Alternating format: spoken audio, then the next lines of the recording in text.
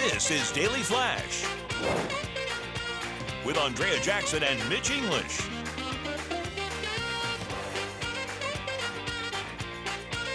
Broadcasting worldwide and streaming. Daily Flash. Today's talk, tomorrow's trends. Hey everyone, I'm Andrea Jackson. I'm Mitch English, welcoming you to Daily Flash for this 2 for Tuesday. You got us too. Actually, we got you as well, and we love having you. We have somebody that makes sure that we hear from you. Yeah, without you, the show would just not be the same. 100%. James Alexander, Sweet Baby James, is our social media guru. James. Yes, you know you can find us on over 219 stations across the country and the American Forces Network, social media channels, streaming. We're everywhere, baby. We're everywhere. And guess what? You can, if you don't know where we are in your neck of the woods, just go to dailyflashshow.com and click on where to watch. Or if you want to leave a message, just click at the top and just sound off. All right. Okay. So, your QOYD. question of the day. Are you ready? Do smart devices make life easier or more stressful? It all depends on if they're working correctly. Right? Right? You're asking the wrong person after upgrading my phone and getting a new one and having a near meltdown for about 8 hours. I left the house this morning. Liza is traveling so the house is empty. And before I pulled out, I'm like, I should make it look like somebody's here. And I was in my car, and I got to turn on lights and stuff like that. And I honestly, before I even heard this thing, I go, man, it's so cool I could do this. Yeah. And I go, so in those instances, absolutely. I think it's made my life a lot easier. AI has made me more stupid, and lazy, and less creative. Really? AI is making me less man. creative. I make stuff all the time. Okay, that reminds me of a story I wanted to share with you guys. And Okay. James, you do Uber driving, Lyft driving on Yeah, occasion, right? I do all that stuff. So on a recent trip I took, ride to the airport, called in a Lyft driver. We were having a conversation. He'd picked me up in a Tesla. I'd never been in a Tesla before. Okay. So we got in this whole conversation about the Tesla. Yeah. And he was telling me the same exact thing that you just mentioned. He goes, I am a big car guy, but driving a Tesla, which is an auto drive, it self-drives for the most part, almost everywhere you go, he goes, has made me a stupid driver. Because now I get in my other cars that don't have self-driving, Right. and I've forgotten how to drive. Oh, No, wow. you're 100% Yeah. right. When I went out to Oklahoma City, I rented a car and I drove out there because I love driving. And it had the cruise control where you could slow down and then keeps you in the lanes. Yeah. And then I got back into my truck, and my mindset was, well, I don't have to worry about being too close to this. So let me know when I'm tailgating it. I'm like, I'm in my truck. I got to slow down. So it does that. But, in the future, I imagine every car is going to have that. And we're going to talk. Yeah. I mean, there's going to be a point. But I think it does do something, too, because we become so reliant on it. Yeah. Yes. And then all of a sudden the satellites go out, and we were talking about GPS Yes. just the other day. We don't know how to get around. Yeah. No, man, I would say the only stressful thing I have is if I forget this thing at home, that's when it becomes stressful. Everything else, I'm good to go. Oh, but I do think there's a window because, like, in upgrading my phone and transferring all my data, I was without my phone for about 8 hours, and I was about to have a meltdown, like a panic attack. But you can access everything through your computer, Yes, right? but at the same time, like I didn't have my cell phone service yet, so I Yeah. couldn't text anybody, and so there was just that moment of sheer panic. But then, as we got closer to the end of the day, I'm like, okay, I'm all right. Actually, can't answer text. It's okay. And I think if we ever get to a place in life where it's going to be pandemonium, but we'll figure it out. Yeah. That's Right. what is awesome about Yes. the human culture, nature, is just the fact that we will figure it out, Yeah. especially here in America. Something goes down, we'll figure out a way around it. It just Make it really happen. stinks. I think we learned that through COVID. Where there is a will, By the there is a way, Jackson was like, it just said SOS at the top of Yeah. my phone. Yes. I go, there is nothing worse than that. And it's true, and both of my phones, the one that I was up, changing Upgraded, out, the old and the one, new yeah. one, and I'm like, I mean, it was horrible. But if you've been there, you know what I'm talking about. Where can people go, James, to answer the question of the day? They can go to all our social media channels and to dailyflashshow.com. Dailyflashshow.com. Sound off. Okay, these stories are so much fun to talk about. Check this out. A bride is taking heat for a strange request she's making to her wedding here we guests. go. You ready for this? All right, what is it? Okay, so what she wants is she wants her guests to pay for their reception dinner. And she said it's going to be $75 per person. So if you want to come to the wedding, great. But if you want to come to the reception, I need you to pay for it because it's going to help offset the cost of the reception. Okay. And they really are trying to be financially smart about things. That's Okay. her perspective. And I get that. But then if you're asking your guests to pay $75 a plate to come to your reception, you shouldn't be having a reception. Let me tell you. Listen. You first off, you shouldn't have spent the money on the wedding and the money you would have spent on the Yes. wedding, because I'm sure you pay for that. Spend it on the reception. Second thing is, here is your gift. I'm paying to be at your reception. Yes. Have a great marriage. Yeah, exactly. I don't feel like if I'm paying $75, Yeah. I don't think I need to bring any kind of present. No. Or maybe let's say a $25 gift certificate somewhere, because then you can say, all right, I spent $100 on you. I think that's smart. I appreciate though what she's doing. I kind of wonder if I had other things to do, if I'd actually wind up. Also, having been married just 3 years ago, people cancel out on you all the time, and you have to pay ahead of time. So I can Yes. kind of see that. I would say instead of, was it mandatory is one thing, or maybe just leave a box in the and do stuff at the reception. There's all kinds of fun Yeah. games you can do, like the oil up the bride and they put money on them. You ever seen that? Oh, no, what weddings are you going It's a to? Polynesian thing. Oh, It's really cool. really? Really? Yeah, they'll have a girl out there. She's like, Say really? money. It's either the bride or they'll have like one of the, and they'll dance, and you go up and you just put $1 on them, and all that money will Okay. go to the groom. That Of could course, be it's my all next oily anyway.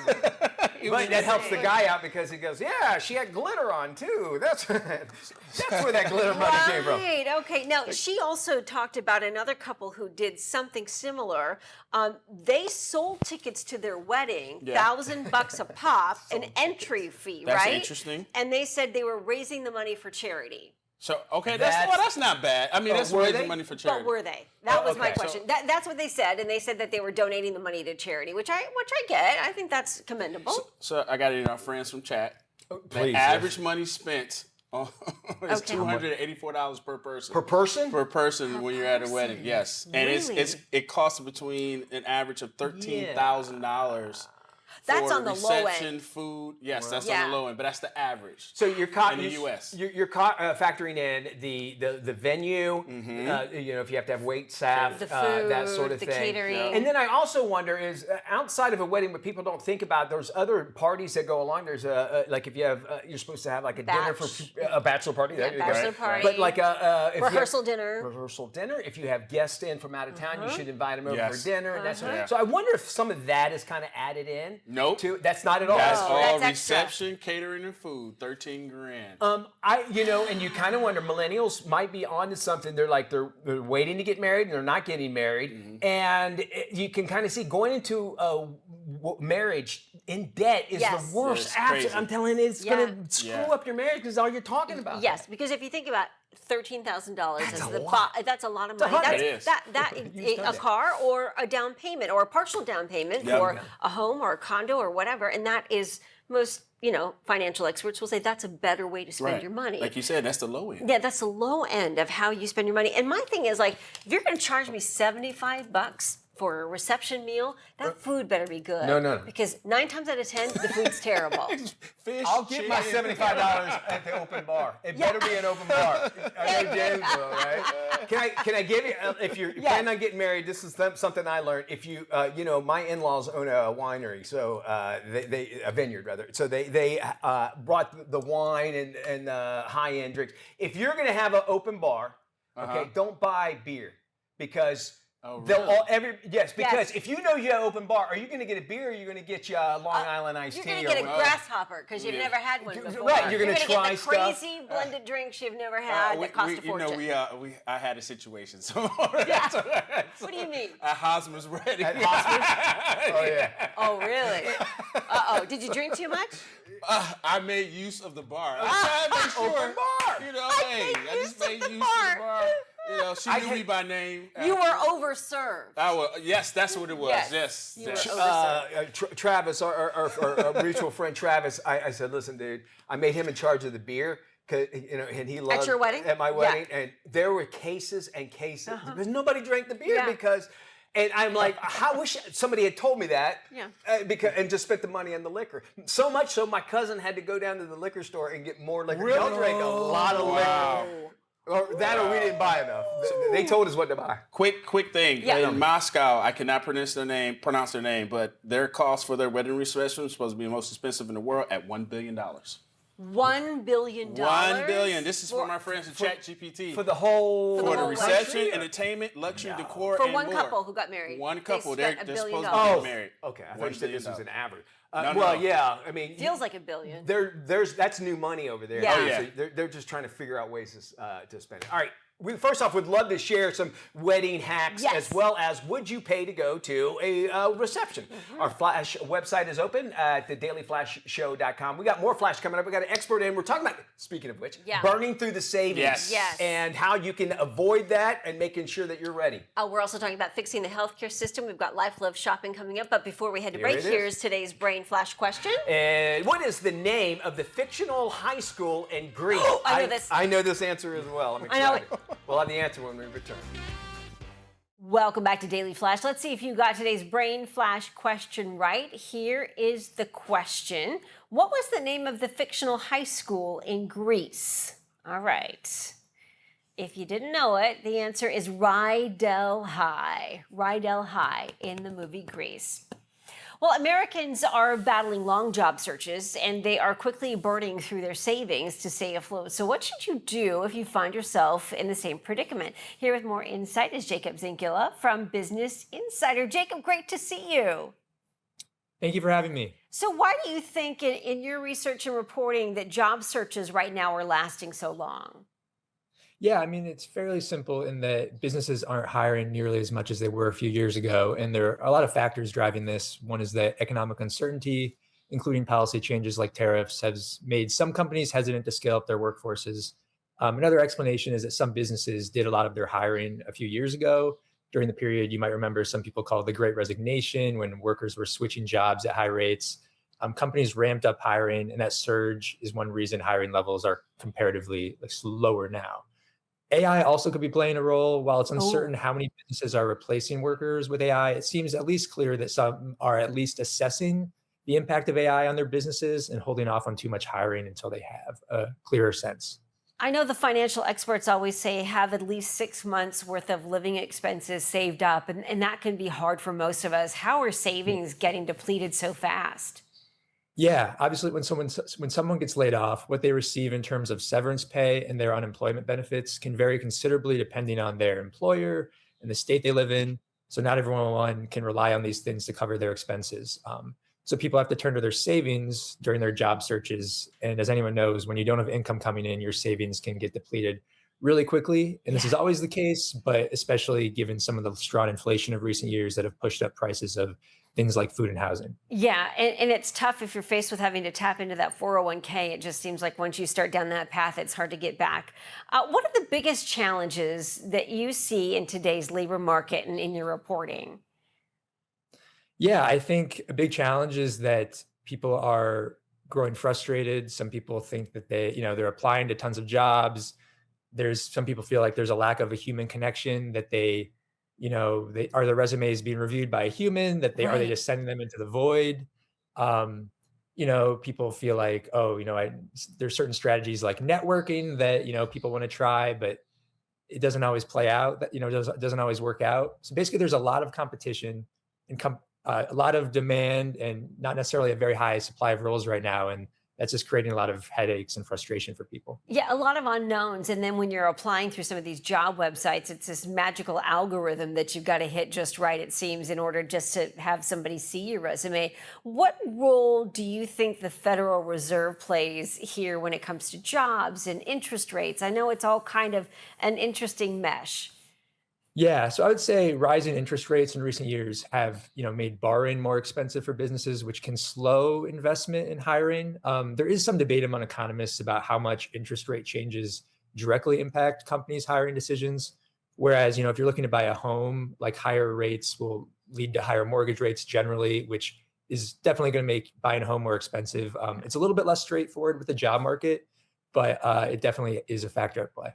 Yeah, it's interesting how you see how the interest rate plays into so many different facets in our life. What advice do you have for struggling job seekers right now?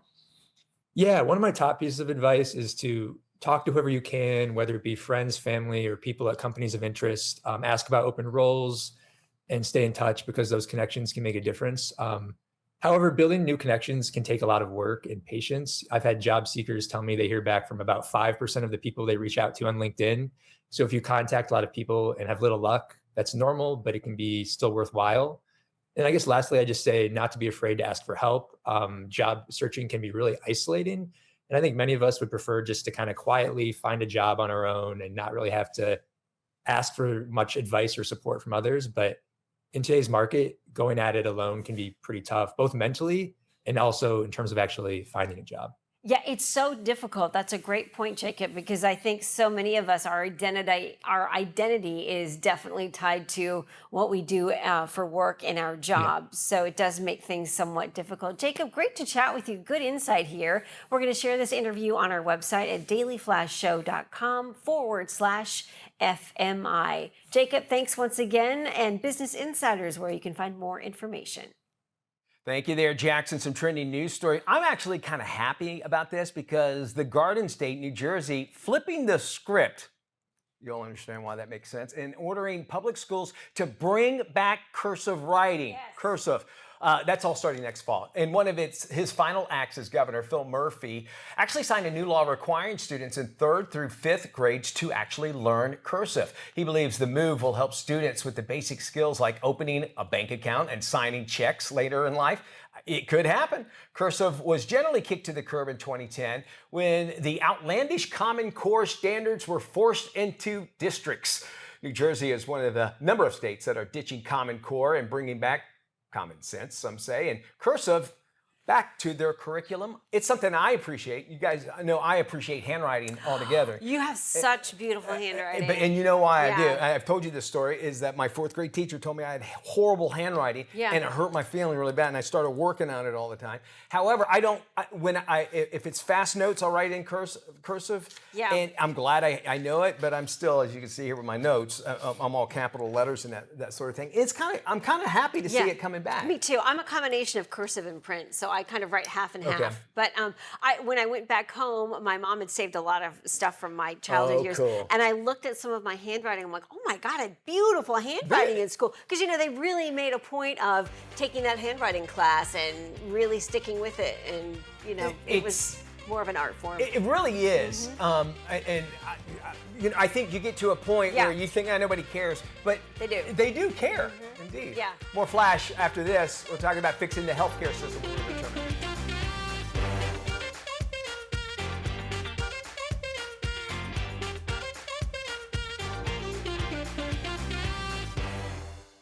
Welcome back to Daily Flash. If you think healthcare is more complex, costly, and disconnected than ever, you are not alone. Our next guest, Gil Bash, has a new book out, and it's called Healing the Sick Care System, Why People Matter. Gil joins us now with some advice on how to get the most out of your doctor visits. Gil, welcome to Daily Flash. Andrew, thank you so much for having me here this morning. This is such an important topic. Everybody seems to struggle with this. Why does the U.S. seem to have the best doctors, most advanced treatments, but patients still feel lost when dealing with health issues? Well, that's the multi-trillion-dollar question, isn't it? And there's a very, very good reason and a sad reason for that. Despite all our advances in training and investment, we spend about 18.7% of our GDP on health. We're actually providing a great deal of the world's health innovation, and yet we're living fewer years than many countries that spend a third of what we spend. What's the reason for that? I'm going to throw out a possible cause that I think a lot of doctors who have read the book and offered their comments agree with. We're becoming a transactional health system instead of a relationship-based system. The concept of having a relationship with a healthcare provider, a physician or a nurse practitioner, a physician's assistant, means we have someone who's really engaged with us, who we learn to relate to. We're losing that. And as a result of that, we're losing our health and we're losing years. Yeah, it's become so compartmentalized in a certain way. How can patients get the most out of their healthcare visits? Well, first and foremost, I think that you have to really interview your physicians or your care providers. Find someone that you really relate to, who you feel wants to be in relationship with you. And you can tell in a visit, are they looking more at their laptop or are they sitting across from you? That's a great indicator. Yeah. Are they going through the motions, or are they looking to make that special connection with you and your health? If they're looking at the laptop, it kind of shows that they're checking the boxes. So look for a physician who actually is interested in you, first and foremost. The next, be prepared. Go into the visit and let the doctor know whether you've used a ChatGPT or whatever the case might be. Let the doctor know you like to come in prepared and with some questions. See their reaction to that. If they kind of resist and say, hey, wait a minute, I'm the doctor, leave Dr. Google outside the office, they're kind of dismissing you. So look for care providers who actually want to use your curiosity as a springboard for getting you closer to taking care of your health. That matters. And then actually look for doctors who say, I know this sounds funny, I cover in the book, I don't know. Doctors get out of medical school, they have to be all knowing. Perhaps they're trained that way. Look for a doctor who says, hey, that's a good question. I'm going to have to find out. Let me call you back. That's another reason. And then when you call your doctor via the portal or whatever, see how long they take to get back to you. A doctor who actually does their best to get back to you within a few hours or the same day at least is saying something very important. They're saying, this relationship matters to me. Your health matters to me. Those are just some quick tips for the listeners today. Those are some great talking points, great advice, Gil. I think you mentioned a few things in there when it comes to choosing a doctor, quantity versus quality. There are some doctors that just have so many patients that it's just kind of, they're going through the motions. They're forced that way. Yeah, they are forced. It's not their choice. It's not their choice. And the other thing I think is really key is I think sometimes we put so much responsibility on the doctor, expecting them to know exactly what's wrong with us when we walk in the room without having any kind of dialogue, that I think we do ourselves a disservice as a patient by not going in, as you suggested, being prepared and willing to talk about their concerns. And you've really got to communicate that with the doctor, because I think so many people think doctors are mind readers. That's right. And they're not. That's right. Look, if a doctor doesn't realize your curiosity about your life isn't a positive thing, there's a problem. There's a problem in the relationship already. So try to imagine, even if you're 100% wrong about your research and analysis, a doctor who dismisses you is giving an indication of how they're going to connect to you. A doctor who says, wow, you've done a lot of research. Let me share with you what I think we have here, and uses your curiosity as a way to connect. That's saying something about the doctor's cognitive skill. A lot of doctors are so rushed, and we can talk about why in a second, but they're so rushed about the visit that they actually don't have a moment to think about having a relationship with you. Why? Well, doctors in this country are what they call fee for service. They make a salary based upon the time they spend with you and what they do with you. And so the system is kind of backward. Instead of saying, hey, how do I get compensated for an outcome that is about your being healthy and well, they get compensated actually by, gee, you need an X-ray, an MRI, a blood test, this test. So our system is kind of convoluted here. And so we've got to get back to the core. The book actually talks about rebuilding a health system that remembers our humanity. And that's what's driving us a little bit, stir crazy here, which is doctors actually do want to be in relationship with you. And yet the system forces them to move you through. They have to say they're given an allocation actually of 12 to 16 minutes per patient. Good stuff, Gil. Thank you so much for joining us. For more information, please visit gilbash.com. The book is called Healing the Sick Care System. This is Daily Flash with Andrea Jackson and Mitch English.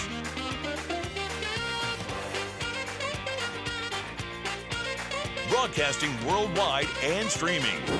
Daily Flash. Today's talk, tomorrow's trends.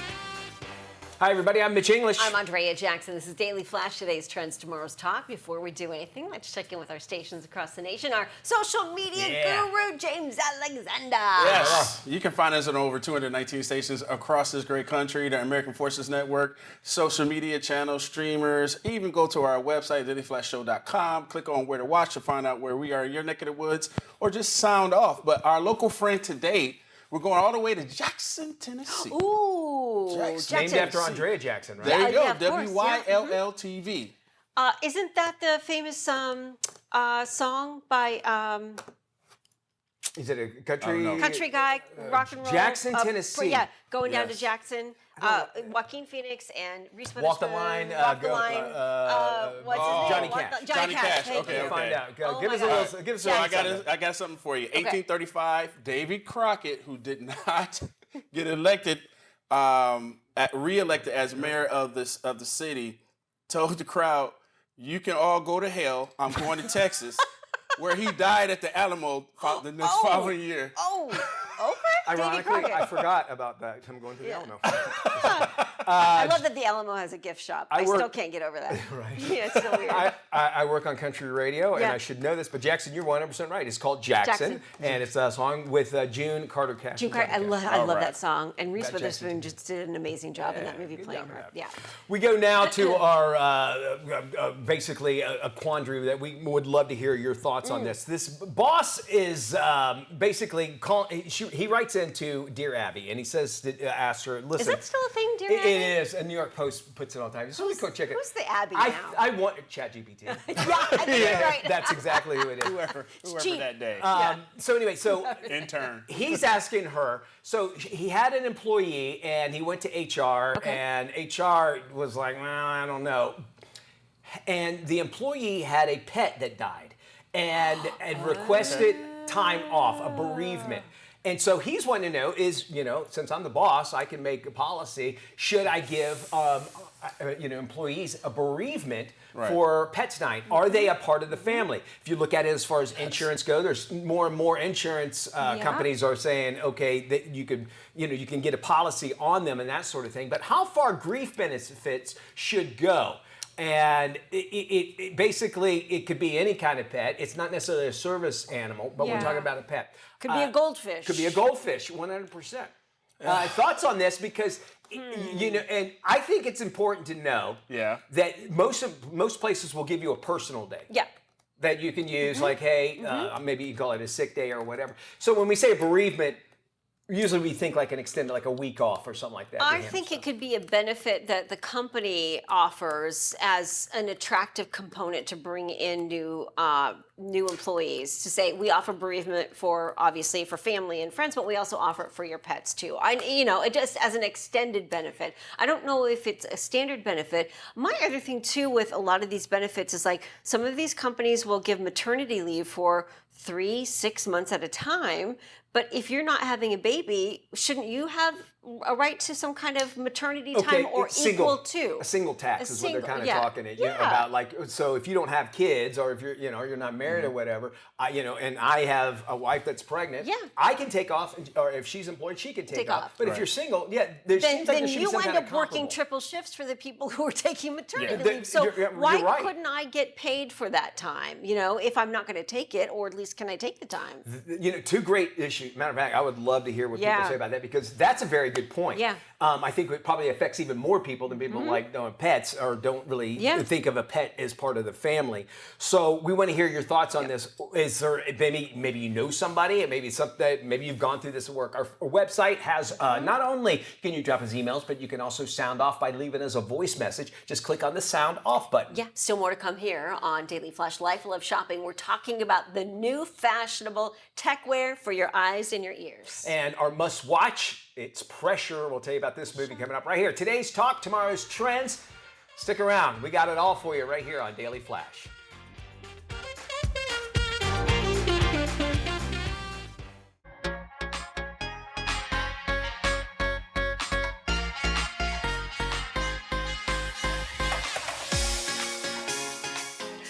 Life Love Shopping is your lifestyle guide from A to Z. If you live it, you love it, or buy it, we talk about it. And everybody is talking about how much they love this. A new focus on eye and ear health with a stylish twist. Check this out. Next generation hearing and seeing gadgets were all the rage at this year's Consumer Electronics Show. With hearing loss on the rise, the tech industry is teaming up with designers to come up with some solid solutions. Here are a look at some of the standouts. Nuance Audio's FDA-approved glasses amplify hearing while sharpening your vision. Tiny speakers built into the frames direct sound straight into your ears, while Stic's AI-powered microphones pick up and amplify nearby voices and quiet the background noise. Super functional and stylish. All right, check this out. Captify Pro also turned heads at CES. These AI powered glasses capture speech with built in microphones, transcribe it in real time, and display the conversation's captions right in the wearer's line of sight. They filter out background noise and non speech sounds like laughter or alarms, and they can translate conversations in 40 languages, all offline if necessary. And if you're not into wearing glasses to help with your hearing, check out the Delight hearing aids. These new ear pods by L Hear slip all the way into your ear. AI analyzes sound in real time, amplifies speech, and cuts background noise. Delight also streams audio via Bluetooth and can translate 20 different languages. Now, here's another earbud option for you. The Cerebral Wave features a new touchscreen charging system. This allows users to control everything without the use of a phone and an app. The case also doubles as a microphone. A user can place it right near a TV or even a date at a restaurant, and the audio streams directly into their ears. And here's one for the kids. This one is all about preventing future hearing loss. Earflow was named the best innovation in digital health at CES. It treats middle ear pressure, which can cause fluid buildup shaped like a sippy cup, and the device uses a small mask under the nose to gently push air into the ear passage. As the child swallows, it relieves the pressure. Well, Consumer Reports is out with its list of the most expensive versus the least expensive grocery stores in the U.S. Now, no surprise here, Whole Foods topped the list as the most expensive, with prices nearly 40% higher than other supermarkets. Trader Joe's, often thought to be budget-friendly, was also among the most expensive grocery chains in the U.S., believe it or not. TJ's prices were nearly 25% higher than Walmart's, and they use Walmart as a baseline. The cheapest chain for groceries, Costco Wholesale, with prices 21% lower than Walmart. BJ's Wholesale Club was close behind. Overall, the research found that the difference between the highest and the lowest priced grocery stores was more than 33%. And differences were even more glaring when including warehouses like Costco and specialty groceries like Whole Foods. So let's take a closer look at these lists from Consumer Reports. Here are the 5 of the least expensive grocery stores: Costco, BJ's, Aldi also on the list, Walmart, and Target. Now, here are 5 of the most expensive: Whole Foods, Vons, Big Y, Albertsons, and Trader Joe's. Well, speaking of Costco, the retail giant is doing away with its old system requiring customers to submit paper forms for bakery and deli orders, all part of their digital makeover. Members will be able to place custom cake and party platter orders through a mobile app or the website. It's about time. Shoppers were required to drive to Costco just to fill out paper order forms in store. Executives say the upgrade addresses an outdated process they describe as clunky. The move will give customers easier access to Costco baked goods, especially for those who must travel long distances to reach a store. Well, if you've missed anything here on Life Love Shopping, you can always head to our website, llsshow.com. When you get there, you can engage in our social channels at LLS Show. Stay with us. We're back right after this. Hey, welcome back to Daily Flash. I'm Mitch English. Many families are starting to plan their next vacation, and beach trips are a great getaway, right? Well, travel expert Darlene Newman is teaming up with Visit Myrtle Beach, and she joins us now from Myrtle Beach, the Gulf capital of the world, with some travel advice. Hi there, Darlene. Tell us, what are some of the travel basics people should actually consider when it comes to planning out their next vacation? A great vacation should be fun and memorable, but also easy to get to, budget-friendly, and packed with options. Whether you're into food, adventure, or you just want to relax by the ocean, Myrtle Beach delivers. There are more than 60 miles of coastline, new entertainment, and fresh dining deals, really for all budget levels. Right now, there's a Make More Myrtle Moments promotion going. You can book 3 nights and get 1 free, or book 5 nights and get 2 free. Very cool. What's your best tip that you can give folks for a family vacation? When you're thinking about planning a family vacation, you want to think about access, affordability, and flexibility. That's why destinations about Myrtle Beach are just so great, because there's value, there's variety, and convenience. Myrtle Beach is located within a day's drive of half of the U.S., and there's also upgrades to the airport. It's newly renovated. You've got Brooklyn Gardens with upgrades, the Myrtle Beach Pelican Stadium, and lots of great lodging options like right here at the Ocean Escape Boardwalk. You know, it's gorgeous right behind you there, too. And as I mentioned earlier, it's a great place to do some golfing as well. Where can folks go if they want to find out more information? You can check out visitmyrtlebeach.com to plan your trip and look at travel discounts. That sounds fantastic. Great place to check out. Love Myrtle Beach. And want to thank you there for joining us. We're going to post this interview on our website. You can go there anytime, dailyflashshow.com/FMI. There you'll find links and more information as well. Wondering how aesthetic treatments can help you look your best? Dermatologist Dr. Mona Gohara, in partnership with Allergen Aesthetics, is here with more. Doctor, great to have you. There's a lot of conversation online about unnatural filler results. What's your reaction to this, and what causes issues like filler migration? So I think the most important thing to remember is exactly what you just said, Andrea. Online, you have to consider the source. I can tell you as a board certified dermatologist for the past 20 years that hyaluronic acid filler treatments are safe. They create a natural result, a customizable result. And if it's done by a board certified dermatologist or a board certified plastic surgeon, you will be happy as a clam. So the key is to consider the source. Don't look at those overpuffed lips or those overpuffed cheeks. Just go to a provider who knows what they're doing. In terms of filler migration, sure, that can happen. It is not common at all. It isn't something that we see in our offices on a regular or daily basis. So again, I encourage you to follow the science, not the hype. I think that's great advice, and this follows into the next question, really. What should patients expect during and after treatment, and how can they ensure they get the results they want? That's a great question. So first, pick your provider, right? So you want to make sure that you're going to a board certified plastic surgeon or dermatologist to get the treatment. Second, have a plan. Make sure that they know what you expect and you know what they expect. Have a plan. You want to tell your doctor that you want a natural result, right? So you get a natural result.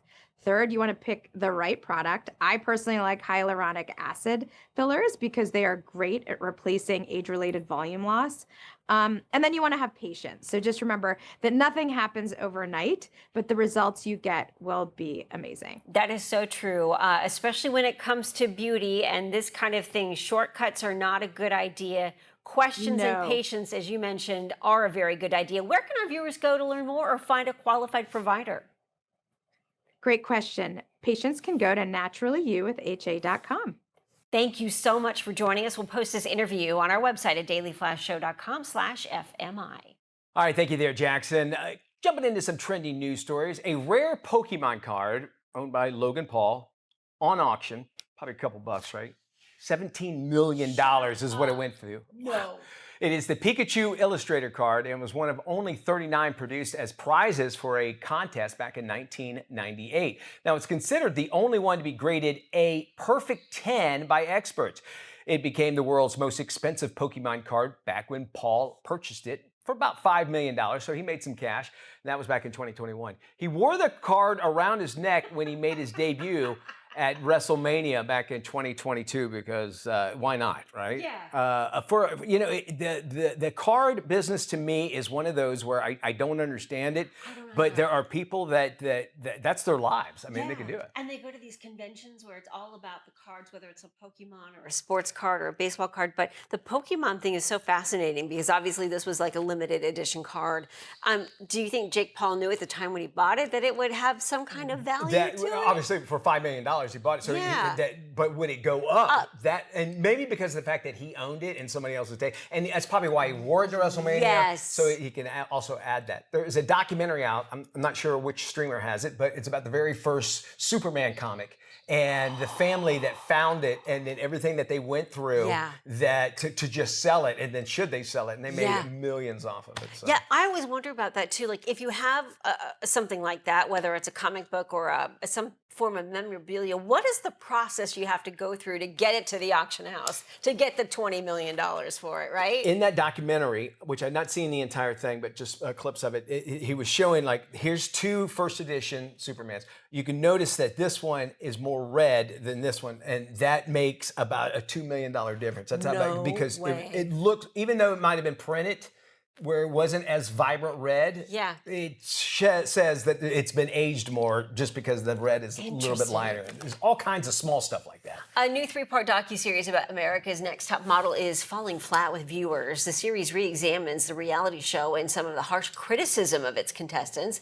First-hand accounts from some of the women who were on the show claim producers and host Tyra Banks crossed personal boundaries. So this is kind of peeling back the curtain, so to speak, on a not so flattering time in reality television. They are not holding back. They are saying Tyra was horrible. Someone got sick on set, and she never, like one of the hosts, I believe, one of the other judges, and she never even said, "Hope you get feeling better" or anything like that. Now, again, these are people that got fired from the show, so they have a little vengeance They've behind got it. a But I'm grudge, sure yeah. there are truth behind everything, much like we learned with Ellen DeGeneres. Yeah, early days of reality TV, probably not so pretty. Stay with us. We're back right after this. KSA Entertainment is dedicated to uplifting the communities we serve. Through KSA Cares, we're bringing awareness to the causes that matter most, supporting those who work tirelessly to make a difference. From honoring veterans to championing environmental responsibility, KSA Cares is committed to inspiring positive change. At KSA Entertainment, we're here for the stories that bring us closer. Innovate with us. We can make a difference.